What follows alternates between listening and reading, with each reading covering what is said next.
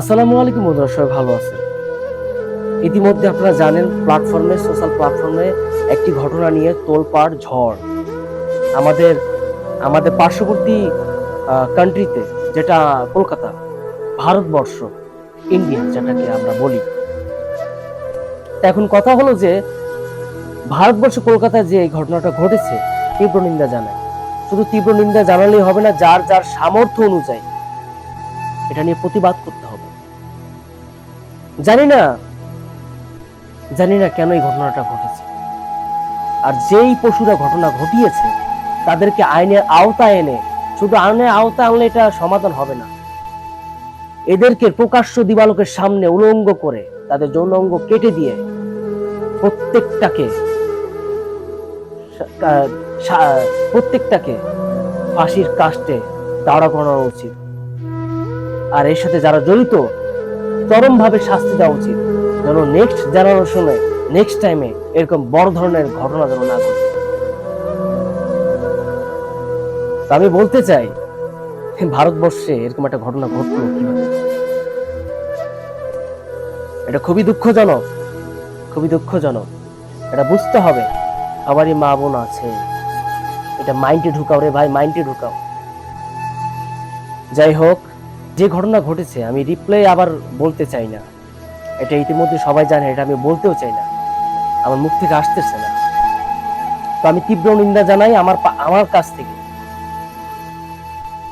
আমি তীব্র নিন্দা জানাই। আমি ঘৃণা করি তাদেরকে। তো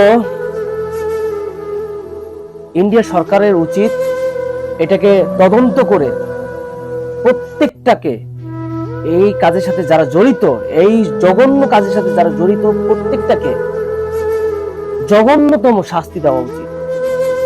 তারপর প্রকাশ্য দিবালোকের সামনে, মিডিয়ার সামনে যেন এরকম জঘন্যতম অপরাধ দ্বিতীয় কেউ যেন না করে। আমি জানি না এটার ফয়সালা কি হবে, এই মেয়েটার ইনসাফ পাবে কিনা আমি জানি না। কেননা বর্তমানে পুরো ওয়ার্ল্ডের ভিতরে দুর্নীতিতে ভরা, কোথাও সঠিক ইনসাফ পাওয়া যায় না, বিচার পাওয়া যায় না। আমি জানি না, তো এই মেয়েটা যেন সঠিক বিচার পায়। বিচার পেলো, কিন্তু মেয়েটাকে তো আর পাওয়া যাবে না। এই মেয়েটাকে তো আর পাওয়া যাবে না।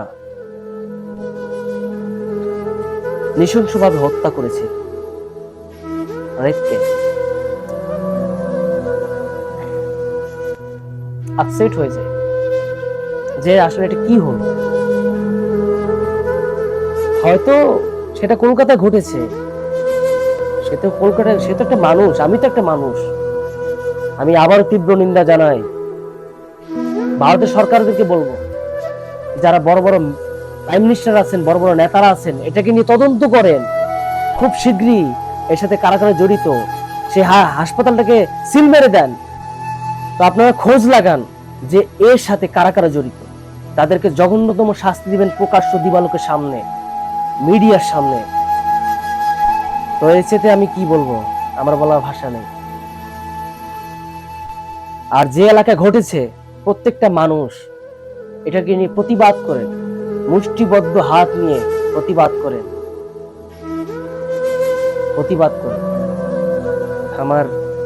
আমি কি বলবো, আমার বলার ভাষা নেই। আমার মন চায় ওই কয়টা হারামজাদাকে যদি আমি পাইতাম, প্রত্যেকটাকে উলঙ্গ করে, লিঙ্গ কেটে, তাদের যৌনাঙ্গ কেটে প্রকাশ্য মিডিয়ার সামনে তাদেরকে ফাঁসি দিতাম। আই এম সরি, সেই মেয়েটাকে তো আর ফিরে পাওয়া যাবে না।